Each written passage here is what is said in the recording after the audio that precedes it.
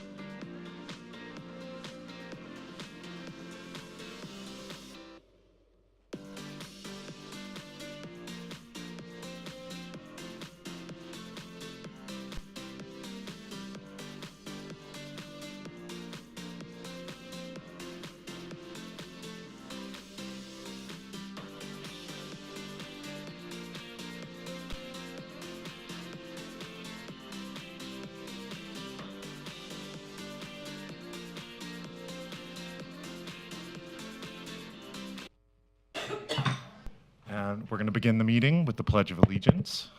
If everyone would stand, please. I pledge allegiance to the flag of the United States of America and to the republic for which it stands, one nation, under God, indivisible, with liberty and justice for all. Be a giant who sits in this chair. This is so low. All right, so we want to start with approval of minutes, or should I go ahead and pull the officer up? Roll call. Roll call. It's been a minute here. I got to get back on the horse. All right, let's start with roll call. Robert Ellis, Here. Mr. Gary Libby, Here. Miss Amy Pyle, Miss Helen Humphreys, Here. Mr. Raymond Masson, Here. Mr. William Biddorf, Mr. Vernon Weatherholtz, and Mr. Gary Poliopoulos.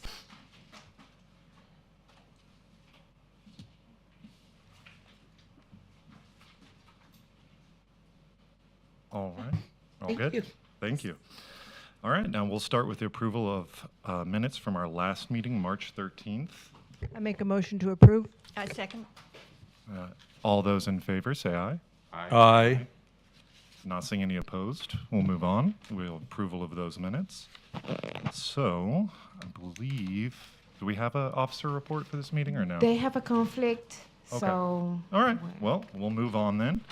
And we have a staff, well, we don't have a staff report. They have a conflict. So we have redevelopment project updates.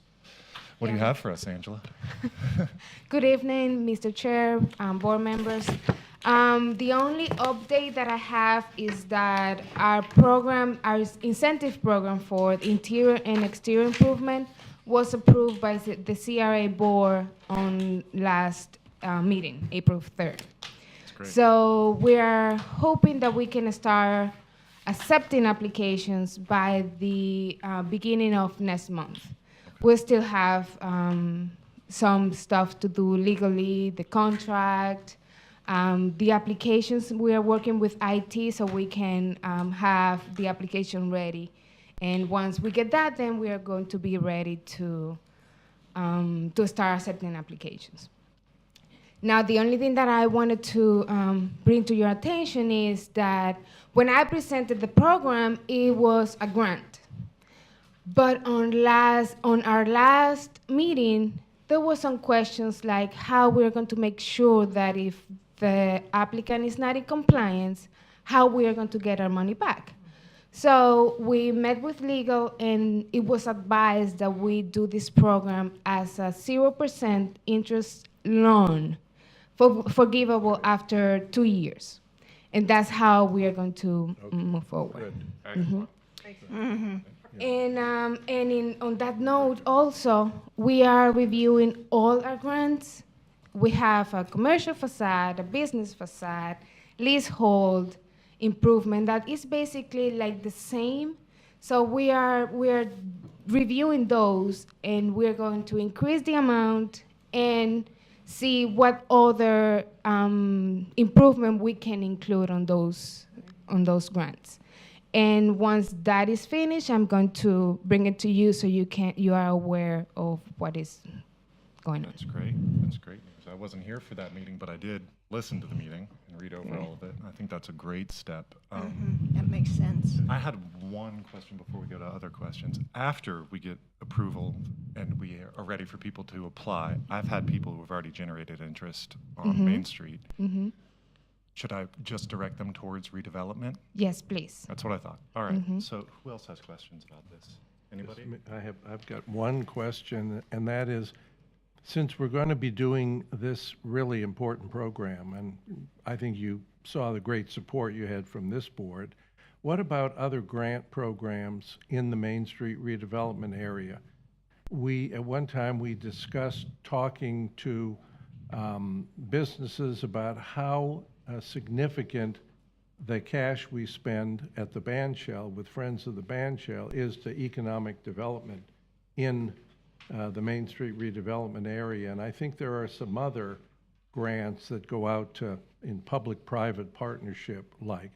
Could we just do a big net and kind of look at all of them, I think, at the same time? I think it would be very helpful. Yes, we can review that. Okay, thank you. Yes. All right, I don't see that we have any public comments for this. There's nothing up here. So, we have one?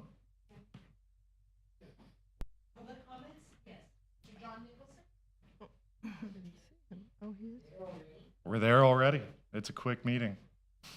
It's a short and sweet one today. But we still have board comments after. Yeah, we have board comments after this, and then you can comment again, John. So don't worry. A bit more on the report. Couple of things. One, we have several homeless people that have literally lewd themselves at certain locations. Yeah. On the corner of Peninsula and Main Street. Mhm. I don't know if it's a man or a woman by the cemetery. It's a Squeezes woman. Next to the pole. It's a woman. And We then have a there's, woman there and a I've man on seen the it. other side. Yeah. Right. Yeah. And then there, behind Moved them a couple times. Domino's, there's a woman that's been behind that dumpster for a month or so, and she's got all her stuff there, and several times there's like 4 or 5 of them on that Coates Avenue. Can we have them look at that? Because they're literally leave all their stuff there. I'm told they're not supposed to do that anymore. So if we could have it looked at. Secondly, I gave Ann Ruby a pamphlet that I got, the green covered pamphlet that discusses all the things that you're entitled to do and things you should do. I didn't know that we could get a loan. I has always been told for 40 years that we as a board, the CRA boards, could not take out a loan. But this pamphlet says, yes, you can. There are all kinds of things in there that are new. When I get it back, I'd like to have it distributed to you all and have you go over it to find out what you're entitled to do. Because a lot of what was done when Jerry Fink and some of the others were on this board 35 years ago or so has changed under Jim Chisholm. And I'd like to change it back so that you can be more involved like the other boards are doing. What is it? There was a gentleman that came in, I think in the 90s, that made a comment which I thought was very good. Main Street is basically empty year-round, or plenty of empty stores. Everybody says stores come in, they're there for 6 months, and they die. And we see a constant rotation. We've had some of them that have been there for 40 years or 50 or whatever, but the other empty stores rotate. And he suggested we look at Duval Street and Bourbon Street because they're much like we are, they're party town kind of thing, and find out what survives on their streets. And if it survives in Key West year-round, it should survive year-round here. So we would encourage them, some kind of grant or whatever, to come up and be here year-round. The more people we have, the more traffic we have, the better it is for everybody. Landscaping. There was talk, Jenny Nazak made a comment about going natural on the beachside, our medians. ISB is coming down the pike. I don't recall that being natural. I saw 3 renditions, one of which was a forest down the middle with like gazillion trees. You can't see anything. Could we take a look at what's going in that ISB location? And if we can, make it more natural or beachside friendly and not a lot of grass? And whatever happened, where are we at with the kiosk that was sitting on Main Street? I know we had a presentation on it. When is it coming? Where is it at? That kind of stuff. Secondly, the Peninsula project, we bought some property. It was mentioned at a city commission meeting that they were thinking of putting in a parking garage in the middle of a neighborhood or an asphalt parking, both of which would be terrible for the location. Because right next door, there are 2 houses going up, one for 600 and some odd thousand, the other for $1.3 million.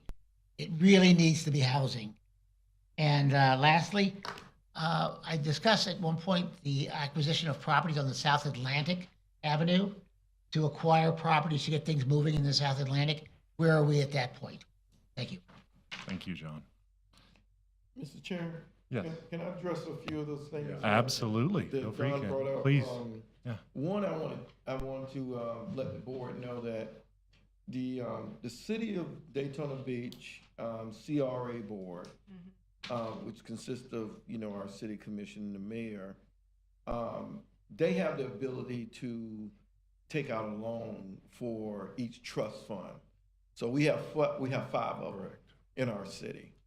So if Blue Road wanted to take out a loan to implement the redevelopment plan, they could.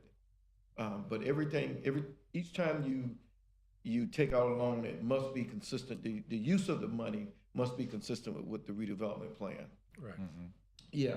I also want to apologize because there was a question at the last city commission meeting about the 1 acre property that we own there, that we purchased. And I initially said our intent was to develop some townhouses, but I also mentioned about building a parking garage, and I probably should have elaborated. There was never any intent to build a parking garage on that property.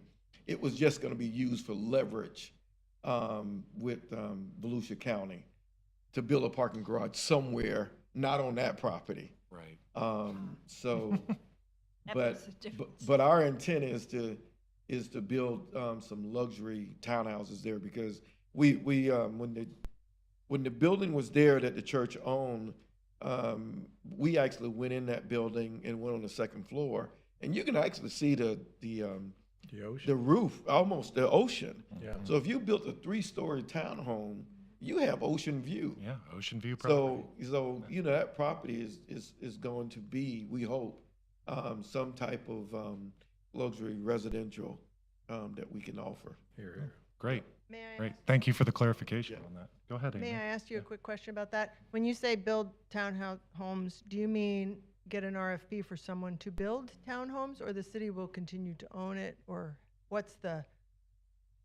Yeah. You said we want to build luxury Yeah, townhomes, so maybe clarify that, because everybody will be saying, oh, the city's. Yeah. All properties that we own, our intent is to get rid of them, because we don't want to hold any properties. Right. But in order to dictate what we want, you oftentimes have to buy it and hold it until you Right. find the right partner to work with to build So you're the use. seeking.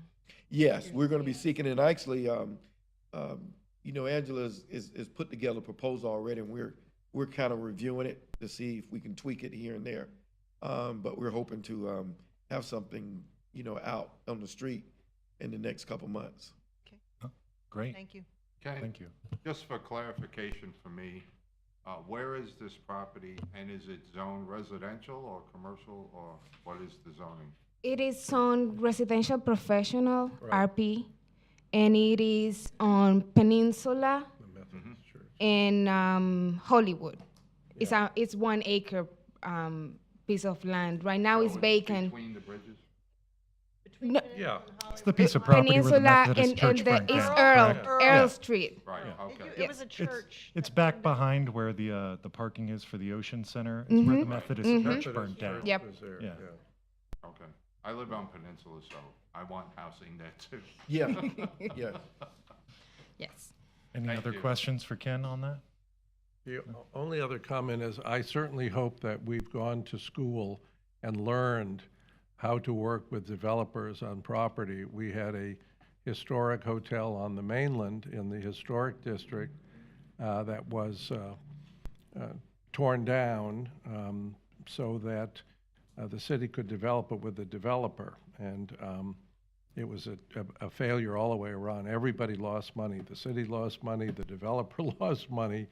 And I think it was a learning experience. I think many of us supported the concept to see if we could do a public-private partnership with the developer. But I think we need to go to school and really hold fast. This property on the beachside is very valuable property. You're right, it is ocean view. Oh, yeah. And there's a lot of increase in the value of all of those houses along that strip there. And I think it's only going to get better, not worse. So I think it's a wonderful idea, but we have to really be careful what kinds of deals that we get involved in, because the best you know, what they say about the best intentions, you know, it can be a Well, road to hell. That's the business we're in. We're in the business Yeah. of redevelopment, so. Yeah. Dealing with developers is what we do every day. Not sometimes, we deal with them every day. And so it is our intent to find the best partner so that we can get what we want. Our intent is always to get what we want because we know what the community wants, and the developer doesn't. So we have to find that right partner to match up with to get what the community wants. I think all of us feel much better about your grant program on Main Street with the change about the legal status of the quote grant kind of thing, because that's where we were all leaning. We were all very nervous about some of the possible problems that we could have with the former description of how it would go. So I salute you and congratulate you on tightening it up, and I think your form is really the best way to go. So thanks. All right. Thanks, Gary. I think we're on to board comments. I Does anybody have have one anything? comment. Yeah, go ahead, Ray. I want to revise the sign on Main Street. We have another again. public comment. I'm sorry, I didn't see that one come up. So I want to present a motion, if possible, that we resurrect that, since we have a new one on the national. Let's get a new one there, because it looks like it's been repainted and all that stuff. So is that possible? Make a motion with that? Sorry, I I don't missed know. that while I was getting this. That's- What are you saying, Ray? Put it in the That form is- of a motion. That is, let me clarify. you do If, it. do you remember the sign that I present, the boardwalk amusement sign? Yes. So Mr. Masson wants me to present it again because he really believed that we should invest on the signage, correct? Yes, yes. Okay. It lights up, it light up the whole Main Street, so. And you said we possibly have funding for it already? We do. Okay. And it is fixed. We fix it up, but I believe we can put more love on on that signage. Okay. So I'm going to review that and bring you some options so you can check and see.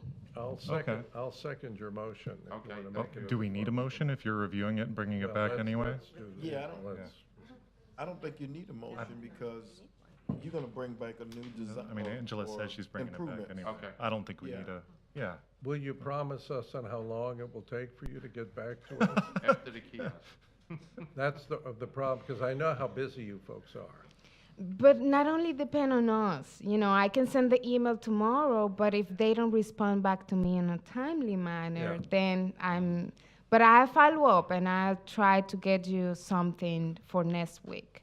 I mean, next Next meeting. Yeah, Yeah. beautiful. And Oh. Mr. Chair, is the request to sort of have more decoration or light the signage Well, up she more? presented a couple of options. Okay. And one of them that's like on a curve that says boardwalk and it's illuminated, and to me, it's beautiful, so. Okay. So the request would be to see Every time one. I pass it with my bike, I'm like, we need to Yeah. put that Yeah, somewhere. I think the request would be to see the presentation with more illumination Right. on it. More options, more illumination. We'd like to see what options Exactly. are available to us. And I think you guys are working with Don Bell on that, right? So I'm sure they're going to give plenty of options. Thank you, Angela. Do we have any other board comments? Yeah, I've got some, but I'll wait. Do we have any other on Yeah, this side? I had something I wanted to ask the board to indulge me in, and I'll try to be quick about it. But of course, I'm always interested in how to improve our parking options in the CRA. So I got to thinking, all right, I looked up all the active pay parking licenses, the properties that have they're allowed to do pay parking all year round, not just like during temporary. So I looked them up. There's about 15. There's a couple that are pending and so on. Most of them are not in use or are for temporary use only. So the owner holds that license that they could use year round, but they really only use it during certain times. So those properties I made a list of them, and I came up with a couple of questions about how the license is actually granted. Like, if I have a piece of property, can I just go in and say, hey, I want to do parking on it? And if it's allowed in that zoning district, they just grant it? Do they come out and look at it? Is there any requirements? Those kind of things. So my question would be, if I kind of laid out a couple things that I think we should look for, and if I gave you each a list, you feel free to do one or two or look at them all if it interests you. Kind of give them each a grade on: one, this is awesome parking for the Main Street CRA, and it contributes to our economy. Number two, needs a little work. Number three, looks blighted, because they fall into a wide range of categories. And rather than just do that and start showing pictures up here, I figured I'd see if I could get you guys inspired to look at it yourselves, and then I'll bring back pictures later. But what I find in the LDC about parking, and I may be wrong because I'm not the expert on the LDC, but I try to read and see what's in there as far as signage. There are signage requirements, there's landscaping requirements, there's surface condition requirements, I believe there's lighting requirements, and all those are in the LDC. So I want you to kind of look and see if you feel like these properties are meeting that. Yeah. Because I think they should meet that before they're granted the license.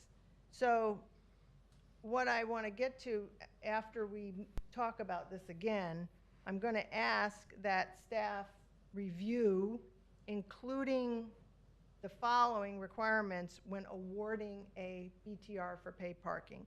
Number one, they should outline the parcels where it's allowed and not just the applicant's address. Because you'll see on this list, you'll see an address. Some of them is the parking location. Some of it is the applicant's business. Yeah. And you don't really know what lots or what parcels are allowed. A requirement to comply with standards and activate the use within a period of time, or it doesn't get renewed. I mean, if it just sits there behind a fence, why should they keep renewing year after year? Because they paid for it. I'd like them to, well, we're talking about longstanding blight. Yeah. Constantly. The goal of the CRA is to eliminate blight, not to reduce it, not to point it out. It's to eliminate it. So I'm just, maybe you think it's nitpicking, but I find these chunks of things that we can do. Yes. And it's not everything, it's just this one thing. So before you Okay. proceed, I Yes. believe you're talking about business tax receipts. Yes. That is not a license. Okay, I'm sorry, I So used the wrong Well, term. you It's a big cannot put any kind difference. of parameters around that. And if somebody comes in and pays their tax. Yeah. Business tax receipt. Yeah, They can sit on the property all they want. It is, it used to be known as, many years ago, as an occupational license. Okay. That was changed because of the confusion of calling it a license, when all it is basically a fee in order to have a business. Right. Okay, so they can have that business tax receipt and never do anything with the property? Correct. Correct. Okay, so I still want to look at them. And I'm, because these are properties that are available for parking, that somebody had an interest in doing pay parking on, but they're not available year-round. So doesn't it make sense that we look at those as, like, everybody's always saying there's not enough parking. Are they using them at all Some of during them the year? are, some of them I are. would say that's the question there. Yeah. Do they have a license on it? Are they using them, Right, right. So anyway, just, I mean, I started in the beginning saying indulge me, because this is just a learning experience for me, okay? And I just learned something there. But I think, I feel like, I guess maybe it's not possible to have minimum standards for a pay parking property. I mean, I don't understand why we can't have that. And if we don't have that, maybe we need to request that happens. And, if it's the case that a person can just have a license on a property and leave it sit, then we just go to vacant lot standards. And what are those? So, if it's okay to give this list, it's just a list printed from, you know, the BTRs on the permit and licensing site, if I can pass those to people, and one for you, or is that acceptable? Is anybody interested in Why looking don't at you that? put it in the minutes and we'll get it in the minutes? Yeah, is anybody interested in looking at this on this board? Okay, So Mr. Chair. yes, you can pass it out, just make sure that a copy Just make sure a copy yeah, gets yeah. given to the secretary for the minutes. There you go, Helen. Mr. Chair, if my, Yes. Miss Amy, under the direction of the city manager, we had a meeting and we identified vacant lots on Main Street. We started off Main Street.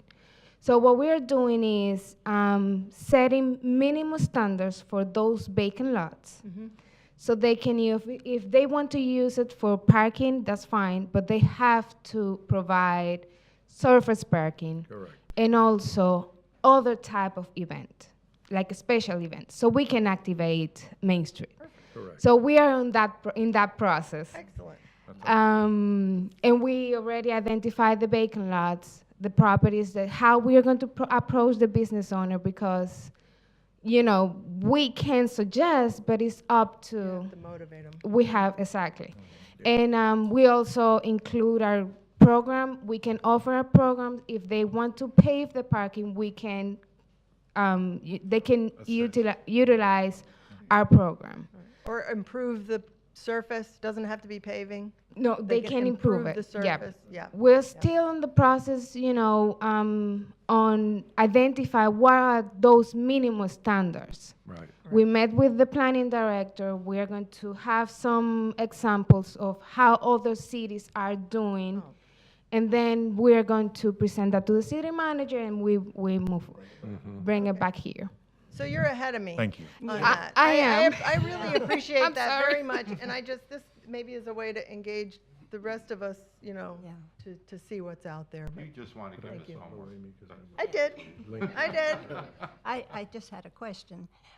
I don't know the address, but there is a barber shop on Main Street, and directly west of it is a very large empty parking lot. During Bike Week, someone, I don't know who owns it, someone told me that the city owns it. No. No. Okay. Not the one to the There west. is a That's the very one from, Ocean Club, I think. it's the gentleman from Milwaukee Leathers, I believe. He also owns a storefront out at Destination. Correct. Okay, Yeah. it, Across the Yes. street from you. yes. Yeah. Not directly across the street It's not from it. directly. It's more directly Yeah. across the street from me, next Yeah, to the between the barber big shop. flag Yeah. and the Well, and the barber shop. The lot that basically everyone uses to park in right now if they're going Okay. anywhere in Yeah. that vicinity. Especially to get a haircut. Okay, but anyway, there's, during the big events, there's huge tents that go on there, so it generates a ton of money. I go to Peabody at night, I walk across there with several other people. It's full of potholes and very often trash and all like Broken that. glass. Yeah, it is not what Yeah. it should be for the city. And interestingly, the sidewalk directly, their west sidewalk, a whole block has been repaved. And my parking lot has a city sidewalk, and I actually fell carrying things at night, and I'm good at turning, so I rolled into Main Street, into Hollywood, on my back. Fortunately, some bikers picked me up and all the stuff I was carrying home. And I have begged for months, years, could they please pave that? So I just thought it was interesting that that other property, and also when the barber shop went in, they needed to have it paved, and the day that they put the request in, they got paved. So my son said, "Mom, tell him it's because all of it was men that were asking to get paving, and you're just a lowly woman." I said, "I'll try that." But anyway, hopefully, one of these days. I think that got paved when they were redoing the road right there that runs right did. beside the parking lot. It did. So I watched it happen across. did. Oh, Yeah, that little one-way road that goes Yeah. back towards Yes, the Ocean yes. Center. I think Okay, that's when well, that I'm happened. going to But I agree, they hope. leave that lot a mess after Bike Week. yes. It's full of nails and stakes, and everyone gets a flat tire that parks in it. Yeah, I mean, it's a mess. It's rough. And I have a parking lot. Pardon? We're gonna find out from Public Works. what's Okay, happening with it. all right. I just got it off my chest again. Do you have any comments? Well, first of all, sorry I was late. Traffic coming in from Orlando, it's not easy. No, that's not. Welcome. I'd like to kind of There's yours, and pass these down. comment about Amy, the parking. Oh, yeah. It's always been a problem here in the city, and especially during special events, giving somebody a permit to park in their yard, Yeah, that's terrible. different lots. There's a standard for the city that any paid parking, and correct me if I'm wrong, any paid parking has to be landscaped, it has to be fenced, it has to be taken care of, it doesn't have to be paved. But, and give an example, right across from Main Street where it comes across. They finally put landscaping in and a fence and what you're supposed to do to parking. Now, if you're gonna give special exceptions to parking, say like on, I say special events, I just leave it like that at Bike Week, prime example. The city should have a set of standards. Yes. Not just, coming around to it. The city should have standards for it. Because liability, suppose I park in your front yard and I trip over a root in your tree. Do you have liability to cover that? I kind of doubt that. But it's something that should be addressed by the city, and the commission should take it up. I'm going to mention something to the planning board. I think it's a good thing that you brought up, Amy. And I have a business license at my house, so. Right, I get it. Now that she clarified that, I do I kind of understand that. But it's a good example because, like I say, during these, the city should have a standard for anybody. I don't care who they are. Whether it's if you're going to have a private residence, you have to make sure that you have additional liability. I have to have it. Why shouldn't they? And so I'm going to bring it up at the planning board and see what they have to say about it. And I think that possibly you should talk to the city man or the commissioners. Those are the ones. Thank you. Thank you.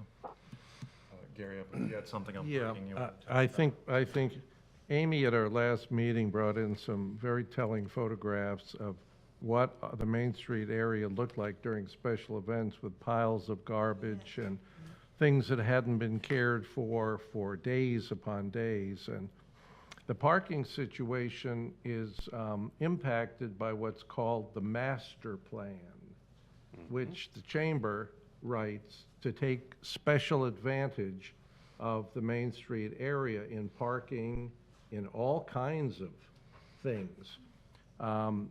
At our last meeting, 3 meetings ago, I requested that we invite a member of the chamber to come in and share with us their plans for the use of the redevelopment area for special events so that we can share with them some of the detritus that's left over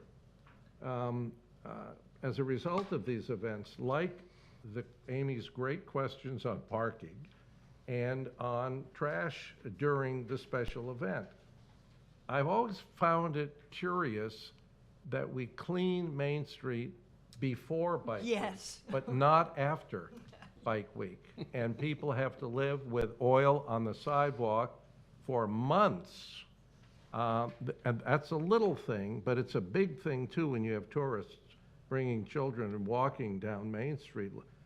We hope with directional signage, as my colleague has mentioned, almost at every meeting that will allow people to see what we have there. So I think it is critical that we sit down with the chamber to see how we can help them, and they can certainly help us, because there are a lot of things that I think are brought to their attention they will work on, they will jump on. But shame on us for not engaging our partner in solving the problems that our partner contributes to. So I'm very happy with special events. I served on the CVB for years, and understand how important it is to our community. But it's also important, as Amy said, for us to eliminate blight and not come up with a formula that contributes to it. Some are a part of the year.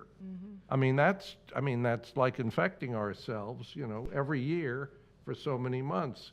And I'm not saying anybody's doing it intentionally. I think it's fallen between the lip and the cup, if you know what I mean.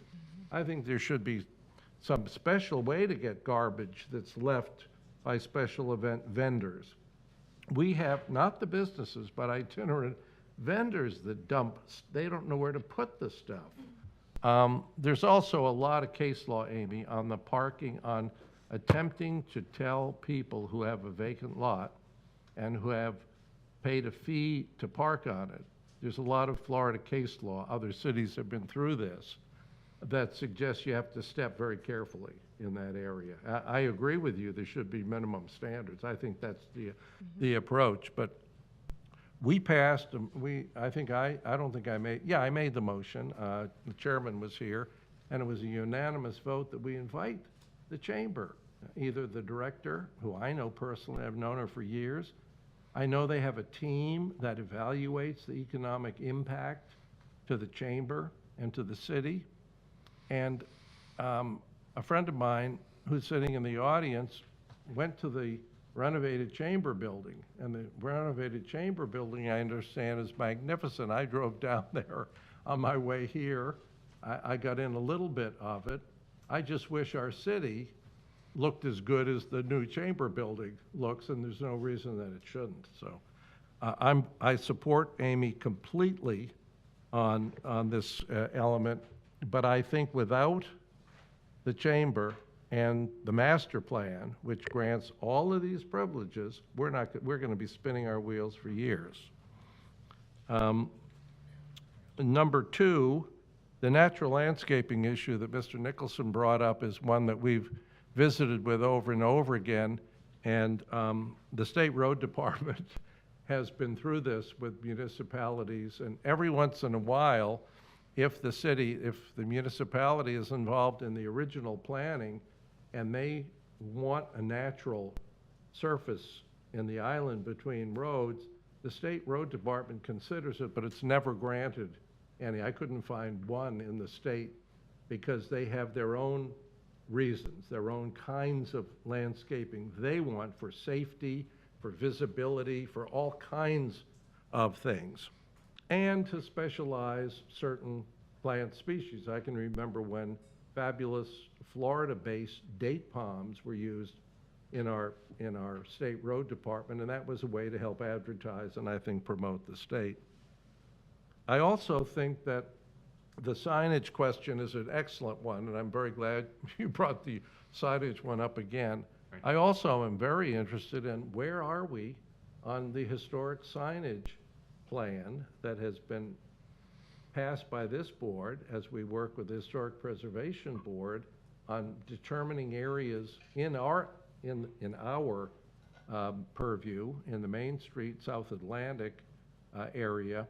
Where are we with that? I know Public Works was ready to go. They were waiting for a green light from somebody at the city.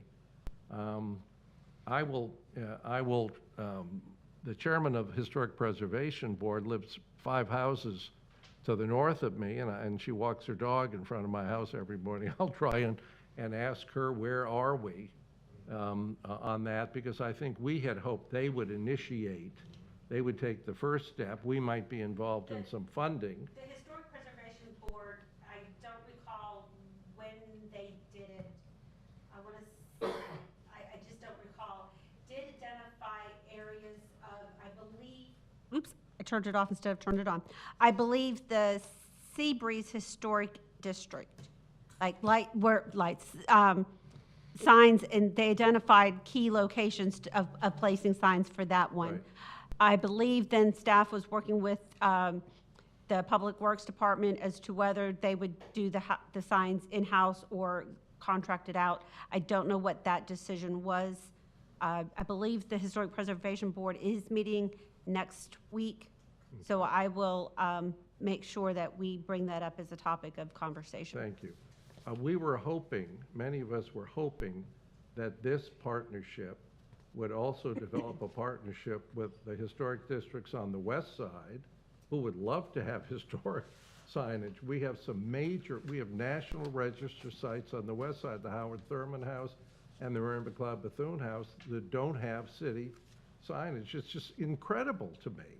Bethune-Cookman needs to have historic, and has earned historic signage. So I think some people in the city wanted the whole city. Well, no, they had a starting point, which was Okay. I want to say, I could be mistaken on which area that they started, but when they did talk about that, they did talk about the area around BCU, and the issue, a lot of the issues, one of the questions was doing a sign that sat on top of the street sign. Correct.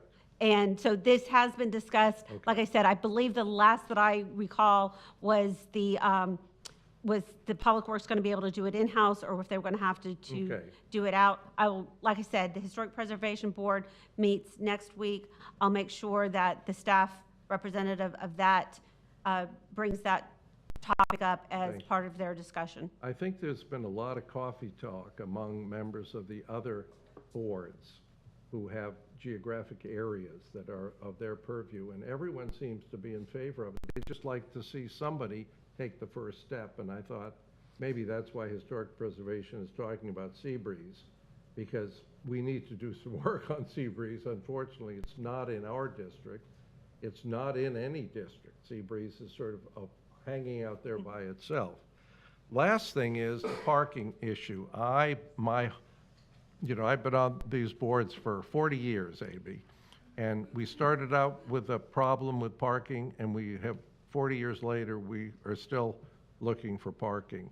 I wish we could finalize something with the Volusia County so that the city can have access to hundreds of empty parking spaces around the Ocean Center, probably 40 weeks out of the year. To me, we've already paid for it. All of us, as taxpayers, have already paid for it. It would be very easy to monitor, even if our police were involved in the monitoring of it.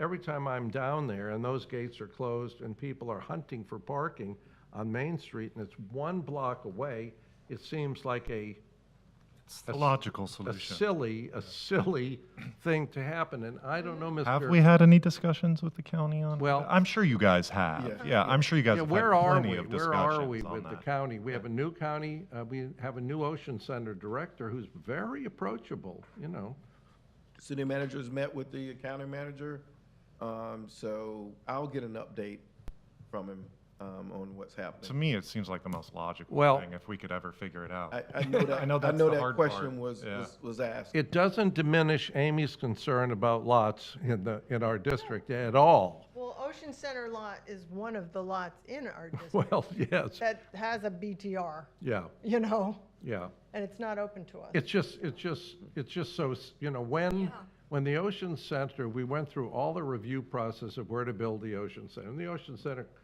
location was very controversial. There are people in the audience who remember how controversial it was. We had commitments from the county that the parking would be open to businesses on Main Street, to the whole Main Street district. I don't know if you remember that. I do.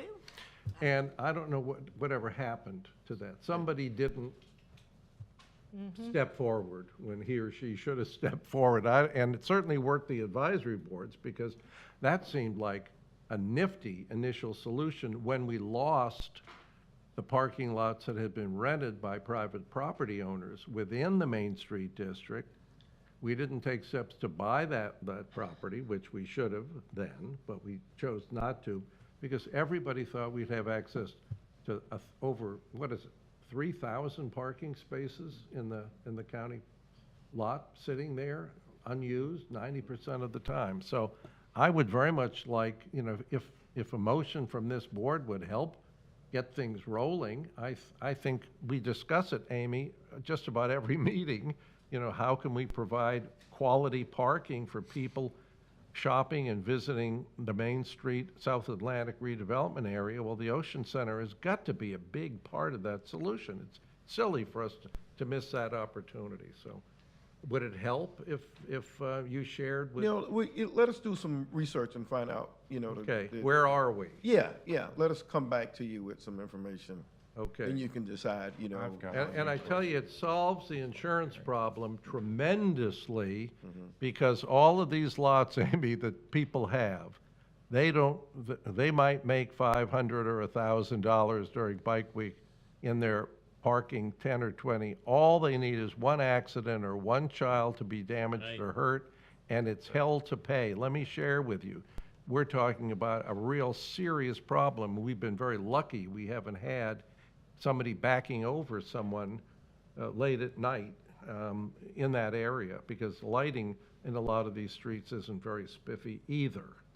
It's a good reason to require good lighting. Oh, I in agree. Speaking of lighting, I had One a of my few points. questions about lighting and Yeah, other things I as well. agree, but I know it's came up a lot of times, but we did just pass through Bike Week, a special event, and if you're on the street Bike Week, pretty much 24 hours like I am, the lighting is great during Bike Week because we have itinerant vendors that come in and lighting that's everywhere, and there's no issue to see anything that's going on, and obviously that aids in the foot traffic. And I know it's been brought up for all the other areas in A1A, Yeah. but it is a huge issue on Main Street. Yes. Especially with the vacant properties we have where people camp out. I mean, it's almost a weekly occurrence for me to have to move someone out from across the street or somewhere else that's doing something no one wants to see, you know? And people just don't really feel all that safe walking up at night. If staff could look at a way for us to get better, brighter lighting, I think that would be great. I mean, I'm sure you guys are looking into it. I just don't know where we are on all of that. I think FP&L wants to upgrade the lighting. We had them test some of the new lighting in Pinewood Cemetery, and it's wonderful. I don't know if you realize the difference when you come over the bridge there. It's LED, the new LED public lighting. It's 10% of the cost of the other bulbs, and it produces a very interesting bright. Yeah, I think they got the first batch where it turned blue and purple. Well, yeah, well, but yeah, it is that's bright. okay. It That's is okay. bright. That's Yeah. okay. That was a It gives technical a certain problem. air of mystery. It was a technical problem. Yeah, technical problem. Yeah, it's not a new issue. Yeah, I know it's not a new and issue. We'll just I know find it's out not from new. Public Works what's happening, because they know it as well, that it's a Right. problem. I want to go back to something Gary said about inviting the chamber to our meeting to talk about Bike Week. So the issue that Amy's been bringing up, as well as other members of the board, is really about the cleanliness of when we start and when we finish, right? Correct. So Public Works is really the entity that is responsible. So let us go back to Public Works and talk to them first to find out, are they gonna be implementing something new? Are they gonna put the onus on the vendors? I don't know. But let us talk to them first before we bring in the chamber, because Public Works is really the one who is handling that, and I'm quite sure they have their hands full. But at some point, we may just invite them so they can hear your concerns about, you know, Bike Week and, you know, prior to and post Bike Week. Well, it's Waste Pro too. I mean. Well, and they are our entity that deals with Waste Pro. I think it's a matter of money, is what I think it is. And I don't blame our city for trying to clean up the Main Street redevelopment area after major Bike Week events on our regular schedule. But Amy's photographs were compelling. I haven't had nightmares, but I've thought about them, and they were just awful. I mean. No, it's a valid point, Gary. We're okay. I mean, it's okay. We'll deal with it. Yeah. Or Thank you. I don't know if it's something to, obviously, Public Works will deal with it, but if it's something where we need to bring in dumpsters close to all the itinerant Absolutely, vendors, because Absolutely. I notice it's always the itinerant vendors that end up leaving, whether it's food vendors or anything else, they end up Piles, leaving it piles, everywhere. cans, I don't know if it's trash. that they don't know where to put it or if they just don't want Well, they to. know where to put I it. don't know. Yeah, I know. It's an issue for sure. Yeah. It's an issue. And we thank you. Do we know where we're at on those digital kiosks that we're trying to put in? I had to ask. Well, we know what we want, but purchasing is required that we do obviously an RFP because of the amount of money that is required.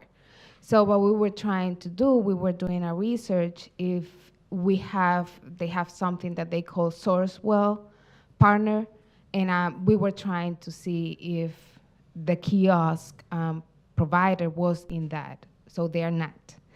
So right now we are on the list of purchasing RFP. So we need to do the RFP. Okay.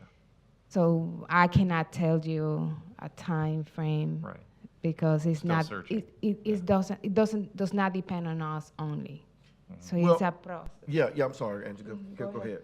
No, so purchasing, does all the RFP and the ITBs and, that, when we're bidding something out, they do the entire city, information to bids. So, this one is on their list. Okay. So we have to find out from purchasing, when will our Just a matter of request when for they hit proposal that for line the, item. yeah, when it's gonna come up, because believe it or not, we have the scope of work already. We know what we want. So it's the matter of, purchasing, putting that document together and putting it out. And it may be sooner than we think. We just need to, circle back and find out. Okay. Okay, Okay. does redevelopment have any pallet I hadn't forgotten. push-up How to get it dates? in. Well, actually, no, we don't. So like but- he said, the purchasing department is 3 people, 2 that actually do the purchasing work, that has to do all bids, invitations to bids, and all RFPs for the city. So anything that the city purchases that's over $25,000 is either going to be an invitation to bid or an RFP, unless the user department can find a cooperative agreement that somebody has already done a bid or an RFP for to get the products or services. That still takes time to research and find, and apparently this particular type of service has not been done as a cooperative purchasing. So and every department, their need is a priority. Okay. So I will talk with the purchasing agent and see, where it's at and how we can assist in, getting it to fruition. But she's got every department saying, my project's an urgent project. I understand it, but the squeaky wheel gets the RFP. Well, unfortunately, everybody has learned that concept, the squeaky wheel, so everybody Thinks squeaks. they're gonna get it. It's the silent wheel Yeah, there you that go. gets the. So I that's wasn't the- here for our January meeting where Al Smith presented. I browsed over it. I kind of understood that the city CRA is helping with Al Smith Productions, helping the events go on Main Street. Is that correct? Am I correct in that? That's another one we need to look at. Which is great. I've also heard from, this is not a city meeting, Main Street merchants meetings, where the Main Street merchants are trying to put on more events on that street. Is the city able to use CRA funds to help other events happen on Main Street? Is that within means? Yes, of course, yes. I know that's a question that's maybe not something you can answer right now. No, but- the law is, the statute is pretty clear on what we can do as it relates to marketing. So it's it's a distribution of information is what More we so call for it. permits and Yeah. lease presence and stuff, I think is what Yeah. they're questioning right Yeah, now. so we're working with Al, and Al is working with the merchants. Okay. But we've told Al that we want to support what the merchants want 100%. So Right. I think he's presented like 3 different events that we want. We're saying, man, it's great. It's, you know, let's figure out how we can get it done. So yes, we are working with Al to Okay. put those events on. Okay, great. I'd That's like to throw something in. Hopefully, Al, and I have not met him, the events need to be all day. So many times, I've been for an event, and then it turns out it's only at night. Years ago, we had a wonderful, wasn't crab, wasn't oyster, it was some kind of critter that you cook from. Crawfish. Thank you. Yeah. We had a crawfish deal, and I was shocked. People were pushing baby carriages, there were people all over the place, and we did business. The next time they had it at night. I agree. Usually they do them 5 o'clock onwards. That should be Yeah. an earlier thing for sure. Yeah, and the reasons for it made no sense to me, why they were doing it only at night. Well, bar profits. It's all about the money. usually. Yes, Question there, Amy? in the category of, please make it make sense. I'm not trying to drive this stake anywhere, but I have a BTR for a rental property. I went in and I applied and I paid my fee and I got my BTR, so I'm on the list, I got it.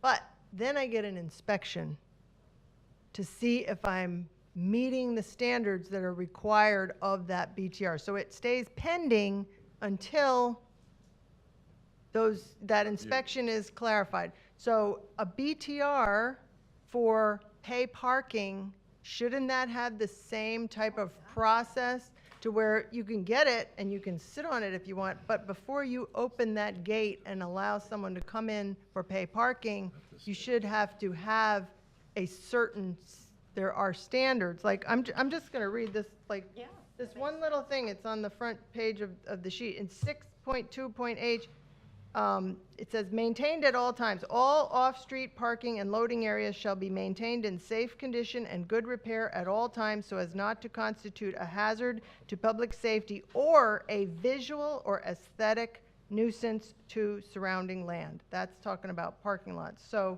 if a parking lot is not to standards, then how can we allow them to do business on that just because they have a BTR? You asked the city to make. I'm asking the attorney. Oh, okay. if. Ma'am, I'm not familiar with the process for the rentals, and I do know that there are special guidelines for the rentals to make sure that they're safe Right. for the individuals. I don't know that there is that same type of requirement for the parking lots. So, but I do know that the BTR is strictly, the city could be easily challenged if we try to condition a business tax receipt on any kind of development requirements. Correct.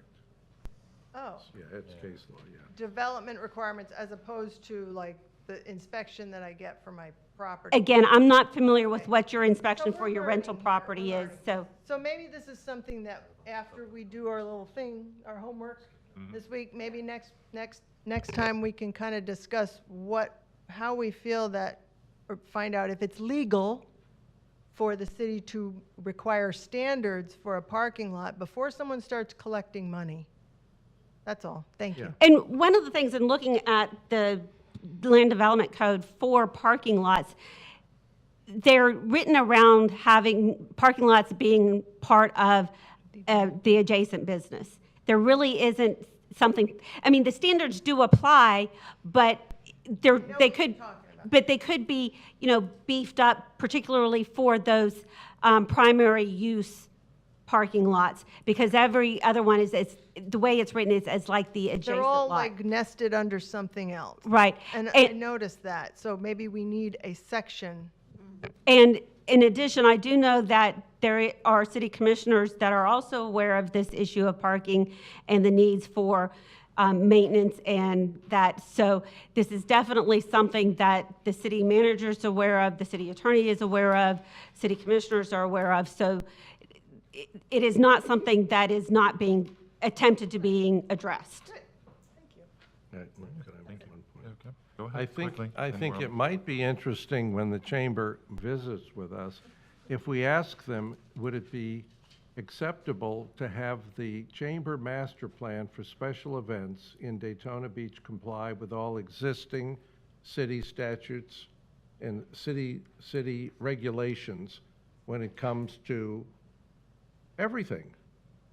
Yeah, The master plan shouldn't waive, That's right. you know, It's all a of. stack of, it's a stack of permits and licenses, Well, you know, the it- master plan The basically. master plan has grown. It was a little thing. It's now a very hungry, big monster. And I think that it's the waiver. It becomes a waiver for how you, as a property owner in the Main Street area, can use your property during special events when you couldn't do that the rest of the year. You know what I'm doing.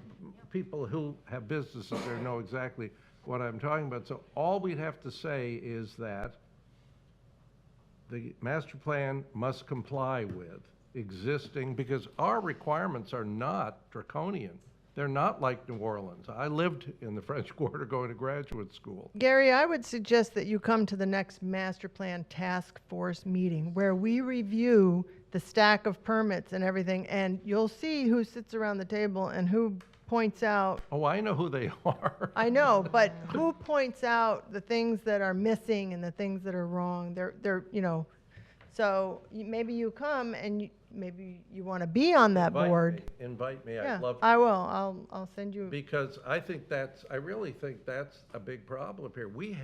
The city has very good Standards. regulations and standards, and you ask yourself, why aren't they met? Why is there garbage piled up? Why aren't there Dempsey dumpsters, you know, in strategic places so that we don't have vermin and animals running around and all the stuff that goes on after? It doesn't have to be that way if the master plan is an overlay on top of existing regulations and standards, not an exception. And I'd love to hear, I think the chamber wants the special events to be better. They want to hear what the problem, why some people are not overly ecstatic about them, why there's always been a grumble about our special events. And that's because they tend not to comply with the rules and regulations you and I and everyone in this room live with. And that doesn't have to be that way. Thank you, Gary.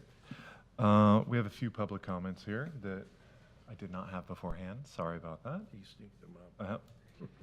Ann Ruby, come on up. Or Jenny, if you'd like to come on up, whichever.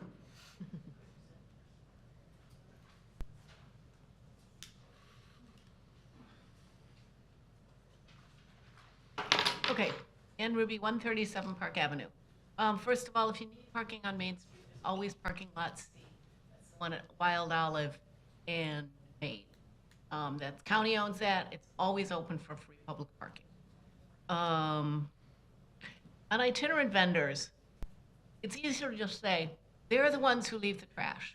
I always said when I had kids, when I do have kids, that growing up, there were 2 extra children in my house. Not me and I don't know. And if you start saying, who leaves the trash, you're saying not me and I don't know, when you say itinerant vendors. There is absolutely no reason itinerant vendors are on property that people apply for in the master plan. There's absolutely no reason at the next application point, if they have left a trashy mess, that they can't be not granted Here. another application. And I think we need to start keeping track of that. And I think that's going to fall on redevelopment. Yeah. Because, there you go, that's your lucky. Stick. John's book, the little green book, I tried to scan it. It was all black background with white letters, so it would not be small enough to email it to you. So I did email to you. I copied it over and made a complete summary of it with a color picture of the cover. And what is which- this green book? It's just the rules of what a CRA can do. Who printed it? I have no idea. John just gave it to me. So, So we don't know the author of it? We don't know John, the city? Gary, it's just there. I don't know. The answer is I don't know. It looks like all the state stuff. Okay. It's not a, so I emailed it to you guys, so I figure you can email it out to everybody. Thank you. That was my presentation, so I can email it to everyone. There you go.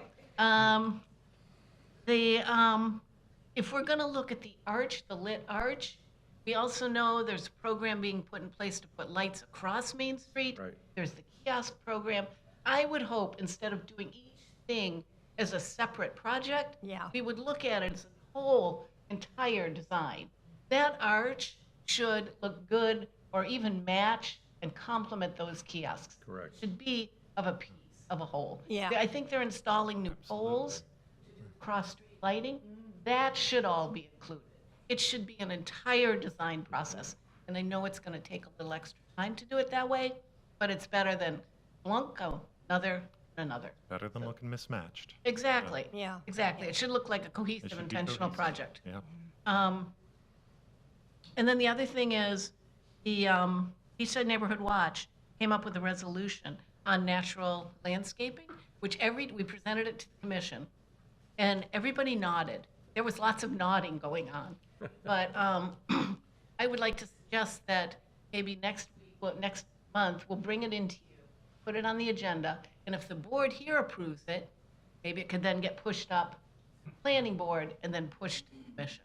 So that instead of just nodding, you're actually voting on something. So if you guys vote on it, kind of get this ball rolling a little bit. Is it for state as well as local projects? City and county. City and county, okay. All right. Thank you, Ann. Jenny Nazak.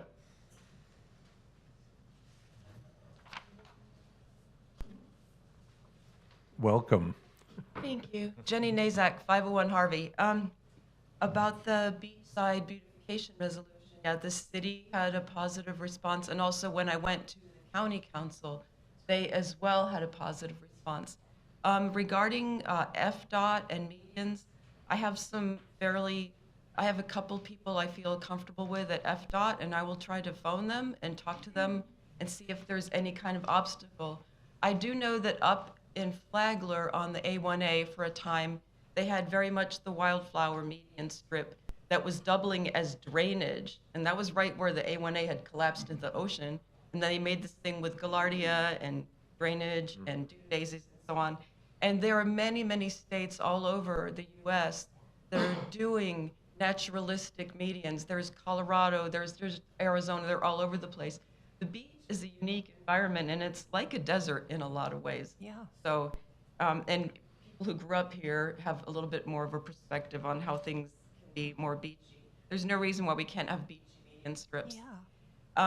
There's more to aesthetics and beauty than just the visual.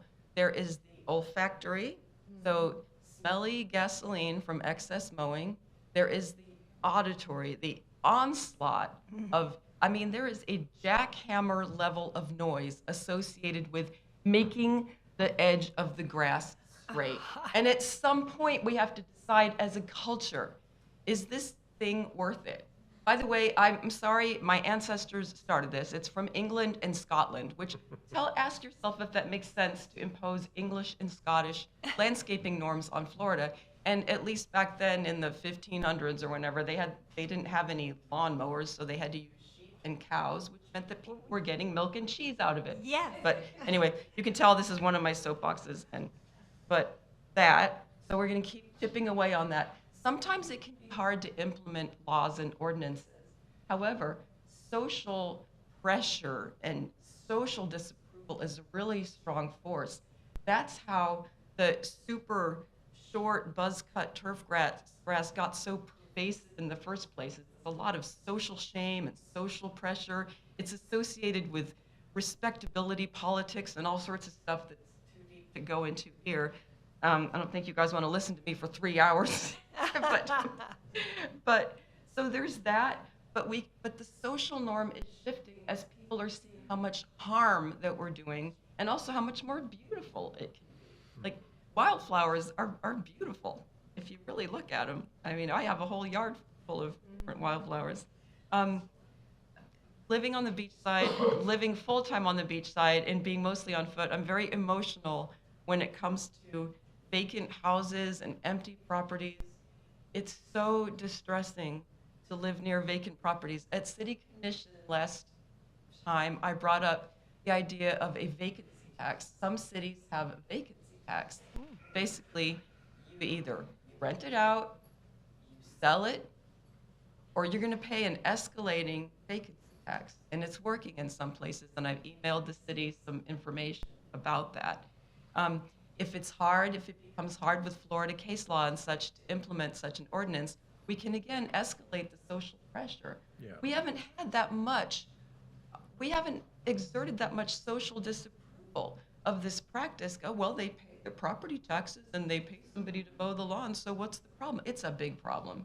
Like, it's an erosion of community. It's a profanation of our whole landscape and city. It's disgusting. And especially when people are having trouble even keeping a roof over their head. Yeah. And I get to live near somebody's fourth little monopoly property, and they don't live here, so they don't even have to see it. So there's that. So I'll keep fighting for that and keep working on that. Noise pollution in general. Main Street, there is sometimes pressure washing going on at 3 a.m. on Main Street. Wow. There's some level of civility that we have crossed as a society when it's considered okay to run a pressure washer on Main Street, and it's being implemented by the city. And it's awkward for me because I don't want to deprive people of working hours, and I like a lot of the people who are doing, because I talk to people. When people are out there, I don't just yell at them. I actually go talk to them, and I like them and stuff, and want life to be good for them, but I don't want pressure washing at 3 a.m. is crossing a line. Leaf blowing at 4 a.m., for God's sakes, crossing the line. Is it that bad? Have some leaves. It is not that bad. So we have, and it's sometimes on the mainland too, like we have pre-dawn leaf blowing at the fancy Esplanade Park now, and because of our beautiful Halifax River that so melodiously amplifies the wonderful noise of train horn, which I love. Yes. Or the cars at the speed. Oh, it's the cars. I can hear the cars. I love it. But leaf blowers, not so much. But yeah, we could just be looking at that. Those are cultural norms. Like something in us decided that's okay, and it goes on until some cranky person like me who has weird sleeping habits brings it up. And I get up, and well, it's 3 in the morning. I'm often up at 3 in the morning anyway, and I'll go walk on Main Street and go chat with this dude who's pressure washing, and it's not his fault. He's hired by the city. But and let's see.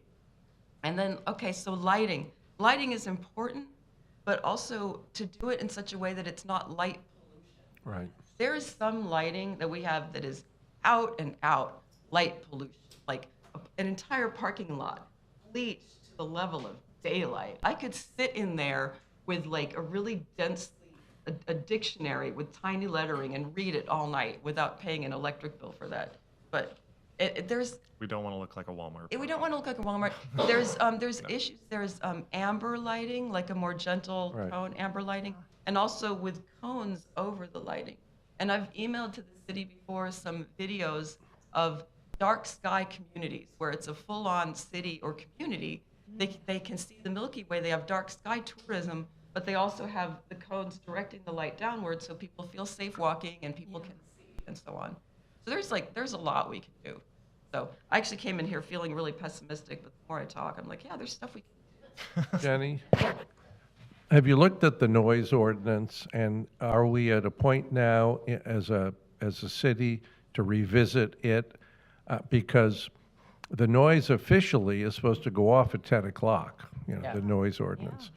And in the nighttime, that has to be a waiver. Somebody's giving them a waiver. That is not allowed under our current noise ordinance. I believe that our illustrious governor may have passed a law that for work, in order for productive economic activity to continue around the clock, that something is waived. Well, there are cities, Naples does all of its public works, street cleaning at night. Yeah. There's no trucks during the day. Well, and the street cleaner has kind of a mellow, swishy sound. Yeah, I know that guy. We have, you have too. You have a difficult time when the wind is blowing from the east to the west because even at even at 9 o'clock, Yeah. you can hear it. You can hear the reggae festival that it's about to open Yes. at the Hard Rock. You will hear it on the west side of town. Totally carry. Yeah. Yeah, and it does. I mean, it's the amplifier of the Halifax River, and we could actually use that as like, hey, that's some cool auditory tourism. Listen to the cars, listen to the train horn. You can listen to the waves. Like I hear the ocean a lot. It's a beautiful thing. So it can work both ways. But definitely. Well, yeah. do you think the noise ordinance needs to be just reviewed, and who would Reviewed. who would do that? Who would be the agency, either volunteer, advisory board, and/or staff that would look at the efficacy of the noise ordinance? How well is it working? Who's responsible for maintaining the noise ordinance? My guess would be code enforcement. I'll kind of look into it. I sometimes have trouble finding those things, but I'll look and see if I can find it. And also I forgot to bring it up at B-Tab with Cordell and those guys and ask them about it, the maintenance. So. I mean, there are exceptions, the fireworks that go off on the holidays. Oh, yeah. I don't, and motorcycle. I mean, Right. some things are just like, hey, that's part of the festivity. we understand Yeah, that. we It's when understand it that. grows, it sort of creeps, as you It's say. when it's just like this excess American bus budget noise that like doesn't need to be Talking going about on. festivities. No, it's just like the grim, like, we have the grass must be straight. You know, it's like, oh, That's pretty good. stop it. Yeah, yeah. So anyway, I think a lot of it is just shifting social norms. Like, Let's ask, maybe we should send out, in the mailers I get from the city, maybe a questionnaire, an online questionnaire.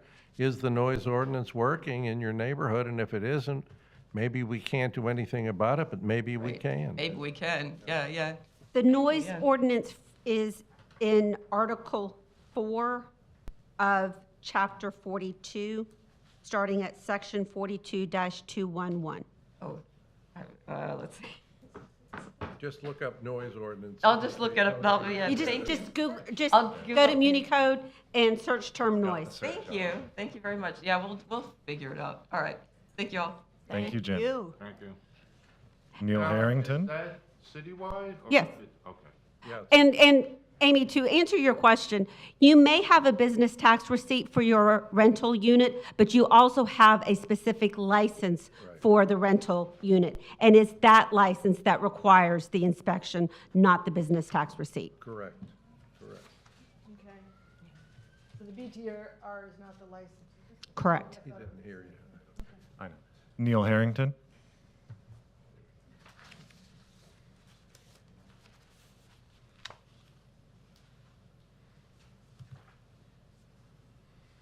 Neil Harrington, 101 Grand Oak Circle, least and last. Having been on the original CRA, this should be titled the Deja Vu Board. Yeah. All over. All over again. Anyway, I'm not going to dwell on that. A few things. Kiosks are nice. Isn't going to be the city that has to take care of it. It's going to have to be the Main Street merchants. Because your street people are going to destroy it as they did on Beach Street when they had 2 or 3. Yeah. And under Mayor Golden, we had one on The west side. the visible boardwalk that we have now. So they're fine and they're useful, but you're going to have to get your Main Street Merchants Association, if you still have it. I don't know. There's a new one. And you're going to have to maintain that because the city can't possibly put a policeman there all day No. long to watch it or anything else on that. Just a note about event promoters. All I can tell you, again, deja vu, get the money first. I keep hearing names appearing out of the past. The next thing, we're going to have Manny Bornia back in town. If you don't know who he is, you really need to find out. That was a glorious period. Say the name again, I didn't catch it. Manny Bornia, the American American Music Festival. Music Festival, which took down several people in this community. So if you're going to have these same old people doing things, try something new with them, like getting the money first. Good advice. Then just a couple of announcements. We lost Steve Koenig last night. Yeah. So he was a very important person in bringing all of the boards together and all of the city officials together. So he's going to be a real loss, and I just wanted to mention that if you hadn't heard that. Here, here. The other thing, I got a call from Betty Goodman. It seems we're going to have a party. Saw that. And we're going to, all the various board members are going to be invited to a dinner at the Palmetto Club in May. Yeah. So I hope to see all of you there. Very nice. That's it. Thank you. All right. Thank you, Neil. Thank you. All right. Does anyone on the board have any comments they'd like to add? I had sort of brought up the fact that wall that was being built on Harvey had tons of dirt for weeks and weeks. I just want you to know I went by. It's been finished. It's beautiful. And all the dirt is gone. Yes. Dirt's gone. Excellent. Yeah. And one thought, a lot of the trash that you had pictures of actually precluded the time of the bike week coming. A lot of it was just trash that homeowners or renters or whatever had just had around their property. So, yeah, I think we should clean up before the events and During the event. Yeah. then Before, after. during, Yeah. and after. And I always get money before a vendor's there, so I can't imagine anyone not being, and my vendors clean up perfectly around mine, so I make sure that it's clean. Thank you, Helen. All right. Meeting adjourned.